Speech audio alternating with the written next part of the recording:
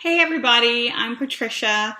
A couple of weeks ago, I posted a couple of pictures on the Cheek Sparrow Facebook page about my traveler notebook, and I had some questions about how I distress pages. And so this is just a regular calendar insert from, I think, Jet Pens. I like this format. I use primarily narrows. And so this is the style that works for me. I like the undated that I go back in and date and then use this page for journaling or whatever I'm working on. And so that's how it starts. And then this is my pages that I do. And so this was the question about where did I get antique pages, and it's actually not antique pages. I do it myself. And so I have a couple of variations that I shared. This is inking with or stamping with ink. This is just distressed ink, and it comes out different every single time, and that's what I like about it, is that I never know what I'm going to end up with, and I just kind of go from there. If you saw my my stamping video where I stamp my planners, then you know that I'm sort of a free spirit, and I can go without a plan, and I actually prefer that. And so it might make some of you a little nervous, but that's my style. That's how I prefer to do it. I kind of like the unexpected, and so if you're brave enough to try it, just follow along with me, and I'll show you how I actually go from this very plain looking page to this or this or this very distressed looking. This is my Maverick.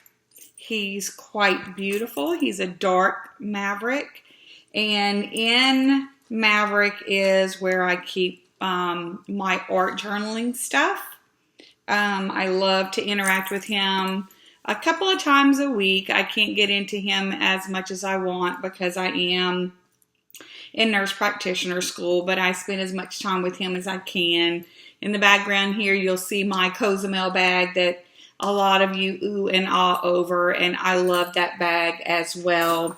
I have baby wipes because we're going to use that. I have Pablo, who is my traveling traveler's notebook. And in him, I really use it for scrapbooking in our travels. And so I was just working on some stuff for a trip we have coming up to Napa Valley. And so he's hanging out with me today. And then I have Ed, who is where I keep all of my information for nurse practitioner school. And I'll give you just a peek into him. It's just a regular calendar from Jet Pens that I just embellish because I like to do it. And then you'll see that my pages are for the most part plain because really this is about school. So this was a semester break. I just did a little bit of decorating and then getting ready for the next course. And then this is where I'm at now, and just working on some school stuff. So this TN Ed, he is, as most of them are, an Odyssey Athena Narrow. It is my favorite size. It works best for me. So Ed, Pablo, Maverick. Let's see. I'll go ahead and get started just to try to keep this video reasonably short. If you hear a little chain in the background, that's my little Schnauzer Harley that gives a little shake every now and then. So the first thing that I do is prep my pages. And so this one has been prepped and dried, but I'll show you real quickly how to do that just so that you understand that it's really not a scary process at all. There's a product called Gesso. I use the Gesso Clear. You can get it at Michael's, Hobby Lobby, wherever. I think it's about, I don't know, $8 for this container, and you can use a coupon. And then I use, to apply it, just a sponge paintbrush. Real simple, real quick. I take my little book that I'm going to be working on. I have a paper towel, and I just slip it right in there all the way to the edge as much as possible, because it's going to kind of get sloppy. So you just slip it in there, dip in. You can see I have a good bit on my brush, and just start applying it. And go all the way up to the edges. You can go into the crease. It's fine. I don't worry about bent pages. I'm just that way. If it makes you nervous, just hold them down. You don't want it too thick because you do have to dry it. So just smooth it out as much as you can. When you're done smoothing it and you don't have any big glumps, you don't really want a glump because you do want it to dry. Pull your paper towel out and go to the next page. And again, I'm going to just kind of throw it on there, get it in the crease, smooth it out, and just work it all the way from edge to edge of your paper. It's not anything scary. It's just sort of, what this is going to do is just put a foundation for you to move the ink that you're going to be using next. You want, with any kind of ink, you want it to have a little bit of drying time. They call it open time before it's dried. And so this will give you the ability to do that. So once you have applied your base layer of gesso, make sure you close it back up, because it'll kind of dry out if you don't. Just move it to the side, and then you'll want to wash your brush out if you want to reuse it. I do reuse them, so I wash them out. And then I have a little heat gun. I use a Pro Heater. You can actually use a blow dryer if you want to. I just happen to have this for crafts. So this page is actually almost dry already. And so I'll give this one just a quick dry. And you'll see how quickly you can do this. You don't want to go too close because you don't want to burn the page. And it is a heat gun. You can see where it's wet because it's shiny, and once the gesso is dry, it becomes matte. You do want it dry though before you move on to the next step. So, I don't know, a minute, less than 2 minutes for sure. 3 or 4 minutes total for this process. You've prepped your page, you've gotten your gesso on, and you've dried it, and you're done. So that's really about all there is to prepping your page and getting it ready for the next step. You want to have a baby wipe ready, is the way that I do it.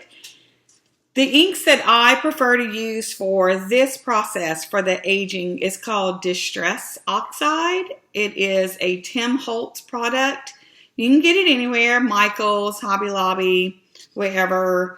And I sort of like his, the Tim Holtz style. So most of the stuff that I do, you'll see is kind of dark and moody. I like it. I like the vintage look. So I use a lot of this color. It's Distress Oxide Vintage Photo. I use frayed burlap, and I use black soot. There are all different colors that are available. I am not a bright color girl, so most of the stuff that I do is in this color range. They do have, however, purples, pinks, all different colors. If those colors work for you, that's just not my style, so I don't use them. So what you're going to do here is pretty simple. I have a craft mat that I use. It's a Teflon sheet. You can order them from Amazon. They're about 10 or 12 bucks. And I do all of my work on this. I do have granite countertops, so most of the stuff will wipe off, particularly this type of ink. The stays on ink, however, will permanently stain your counter if left to dry long enough. So I would advise that you do get a craft mat, or at a minimum use a paper towel or something to work on. So again, this is vintage photo, and the way I like to do it is just actually smush it down on my craft mat. You can't see it really well, but I can, because I can see the wetness of it. It's right here on my craft mat. I'm gonna actually do frayed burlap right here on the side. You might be able to see that a little bit better. Let's see, and I think I'll throw in a little bit of peeled paint. That's the green. You might be able to see that. And then I'm just gonna do, just in case I want to use it, a tiny bit of black oxide, which is almost a, it's black soot. Just sort of a very dark grayish color. Now what I do from here is I pick up the color that I kind of want to start with. And so in this case, I'm going to pick up the black. You can see this here.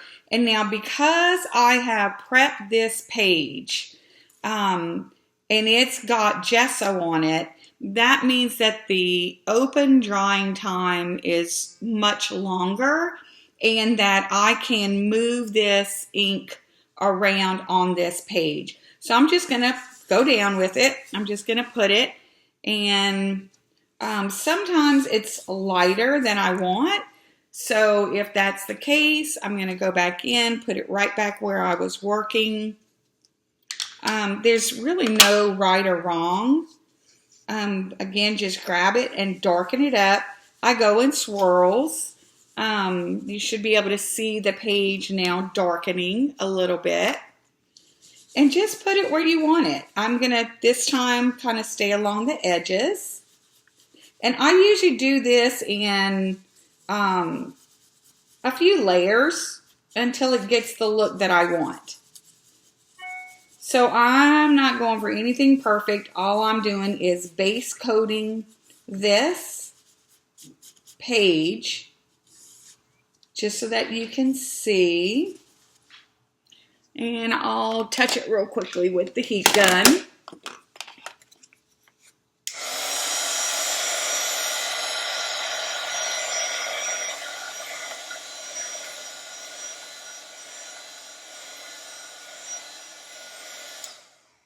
And because of the properties of distress oxide, when it is dry, and you can see the difference now. I think I'm going to turn this overhead light off.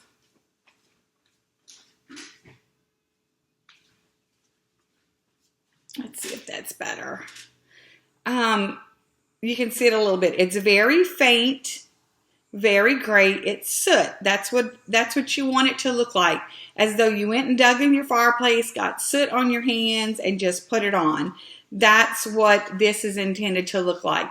It's not a very dark, harsh black. It's just a soot look that we're working on.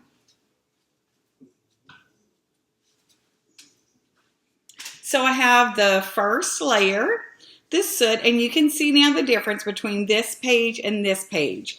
I'm going to leave this one blank just so that you can watch the contrast between the two. So I've done my black soot.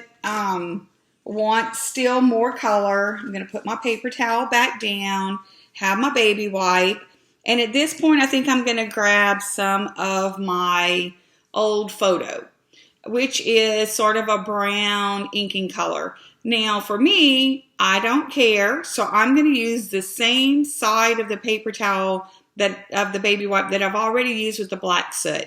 You can see black soot here, old photo here.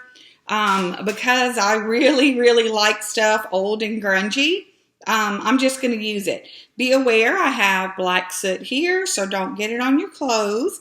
Just have an awareness of your working surface. And again, I'm just going to start putting that on top. I'm going right over my black soot. I want a variation, so I'm going to do some light, some dark. I'm going to pounce, I'm going to rub.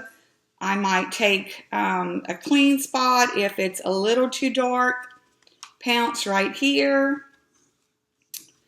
And just sort of make a mess of it. Right now I'm just sort of making a mess. There's no rhyme or reason. I'm just going for a look that appeals to me. And again, I'm going to kind of hit it with my heat gun just so that I can set it.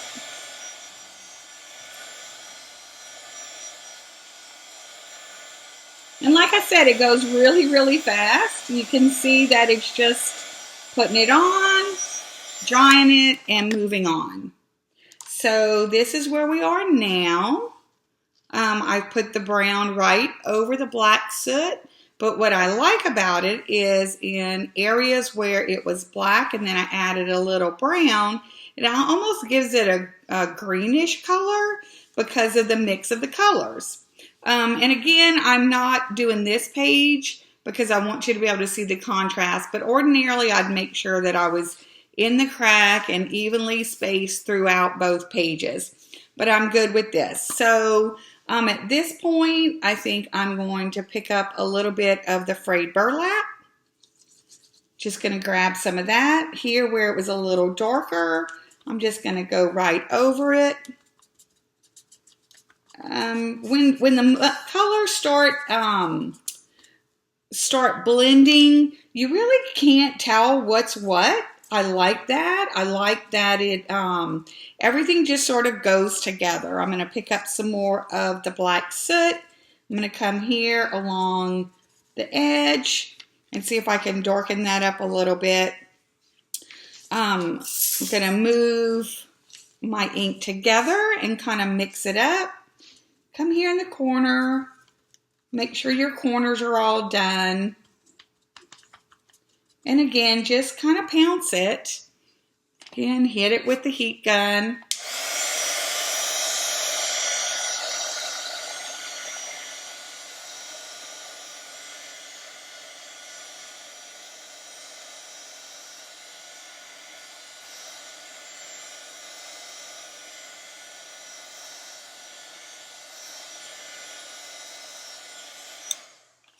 Okay, so the only thing I have left on my mat is the peeled paint that I put down. I'm really, really, really loving this, so I'm hesitant to even put any green on it, but I'm going to put a little up here in the corner and along the edges just to brighten my edges a little bit, maybe a little bit down the spine.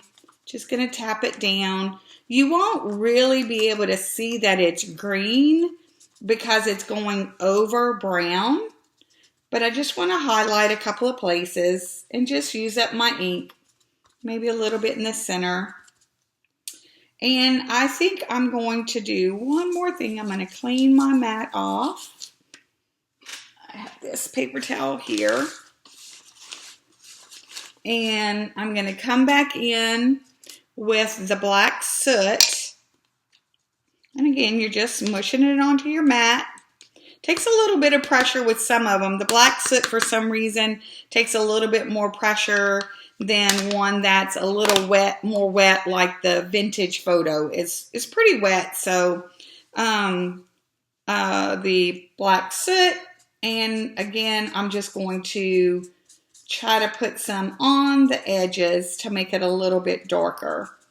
And if it does not darken, that's okay. Everything that you do is subject to interpretation.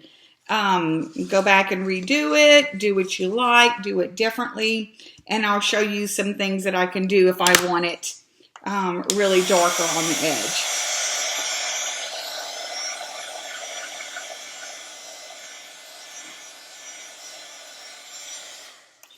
So this pretty much is step one. So now you can see that it just is a really grungy looking totally different look than this page that I started with. Now, I could have done any of these colors by themselves. I could have done just the vintage photo, just the antique linen, any of them, but I personally really prefer sort of the mix of the colors where it looks like just an aged piece of paper. I can still see the grid behind it because the distress oxide is, I don't know, it's just the properties of it. It's very smooth.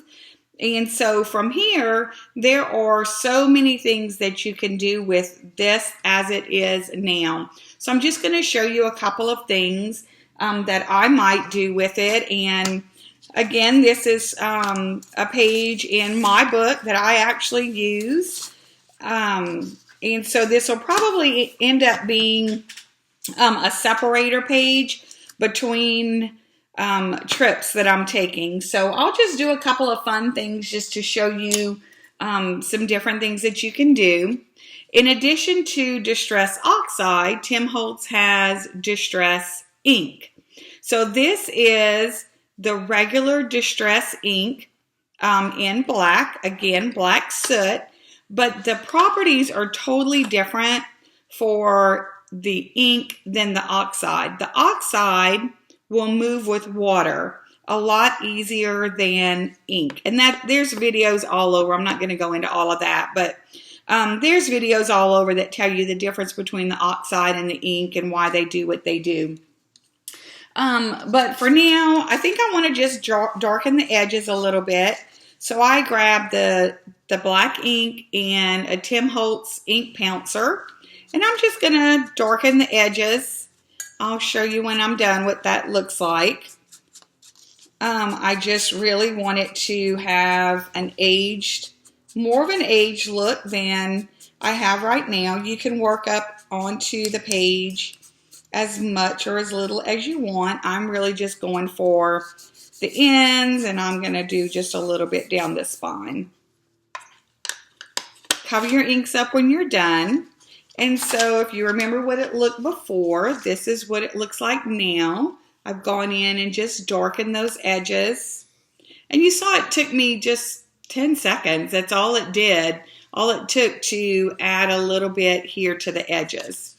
So another thing that I want to show you that's really cool about the Distress Oxide, I'm going to have this here. I have in front of me just a little cup of water, and Distress Oxide will run or spread when you add water to it. So I'm just going to dip my fingers in here, and I'm just going to give it a good sprinkle. Sometimes I'll actually touch the corners or touch the edges. Just run your finger down it. And if you'll watch it, you can see the ink is going to begin changing and running on my page. Let's see if you can see it.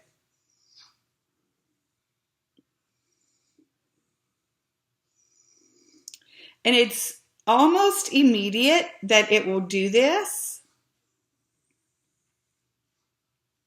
And so in certain areas, like right here, there's still a little bit of water. You can do a couple of things. You can either hit it with the blow dryer, or you can get a paper towel and just sort of pick up some of the loose water that's there, and then you can see what has become of that page. So I'm going to give it a quick dry.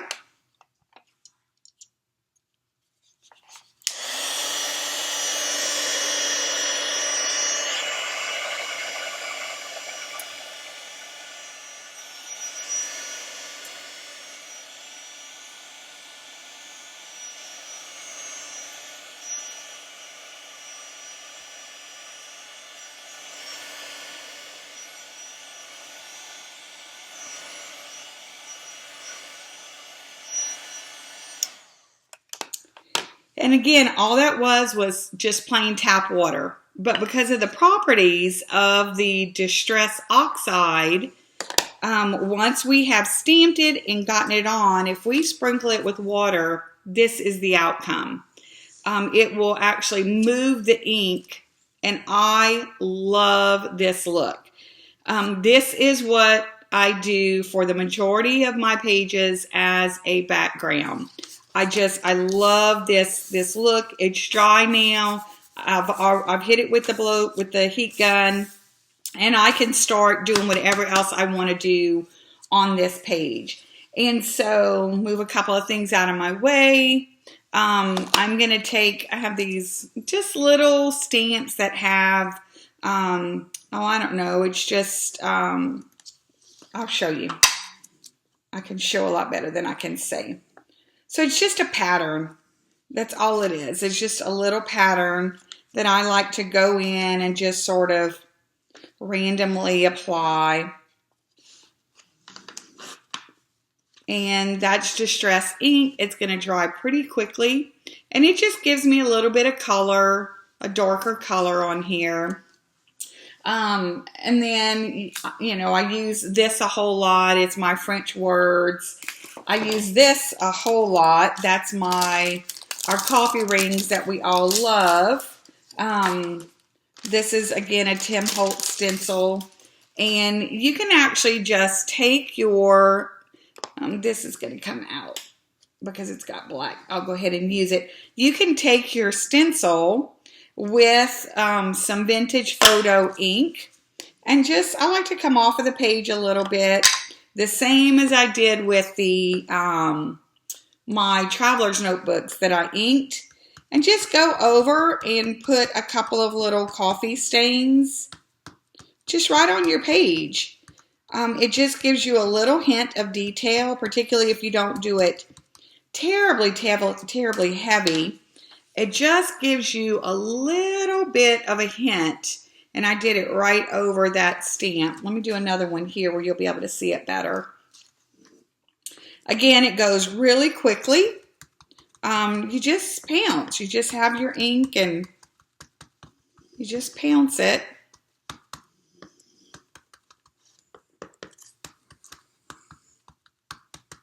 And it'll give you that look like you just inadvertently spilt coffee while you were sitting at a coffee shop somewhere.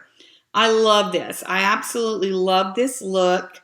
I love to just mess with it until I think it's about done.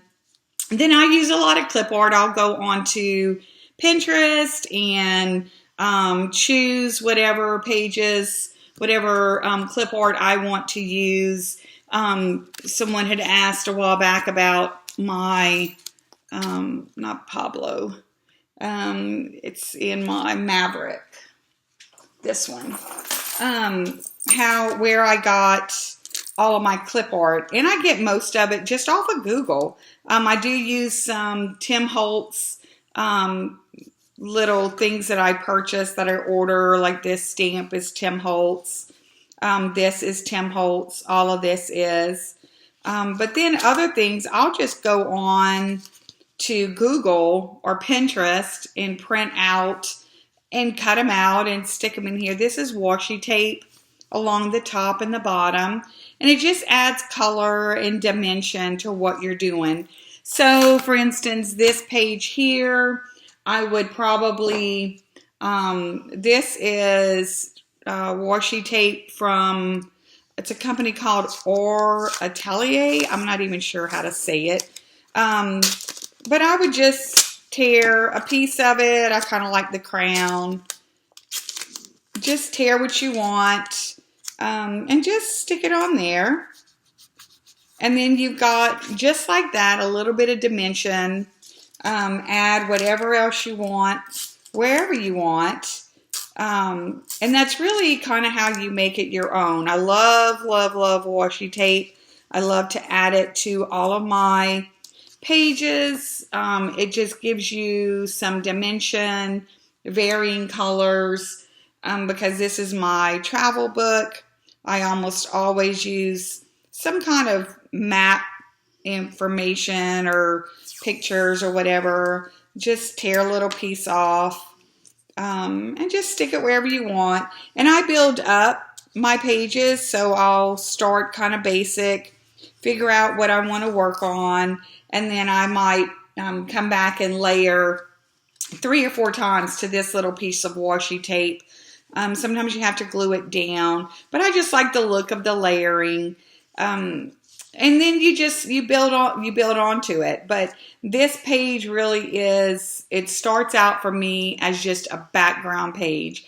And again, you don't have to do the water. If you don't like it, don't do the water. If you preferred it just the plain, you can leave it like that. You don't have to do any of the stamping, anything at all. If all you want to do is antique your pages, what I would recommend would be that you would just start with something like the vintage photo, and then you can make it as light or as dark as you want. Let's say you want to just a very plain page with not a lot of variation in color. You can do that. Just grab your baby white, pick up some vintage photo, and start smearing it on. And then from here, let me pull this up. From here, put as little or as much as you want on it. So you can do it just like this, smooth it out, get whatever pattern you want to look like. I kind of like this. And so some of you might want to just stop right here. You might want to just have one layer just for a little bit of color. You'll notice that with the Distress Oxide, when it's wet, it's quite a bit darker than when it's dry. So don't panic. Just give it a quick dry and see what you end up with.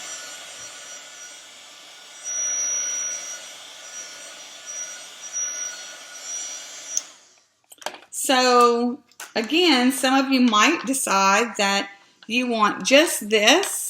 You don't want anything else. You don't want any other colors. You want just a little bit of aging on your page. That's all it takes, is a little bit of Distress Oxide, a baby white smeared on, smeared to where what's left is appealing to you, and be done with it. And then if you want, you can come back with just regular ink and just give it a couple little details right over what you've done. If you don't want the different colors, you can just add a little bit of stamping and be done with it. Call it a day.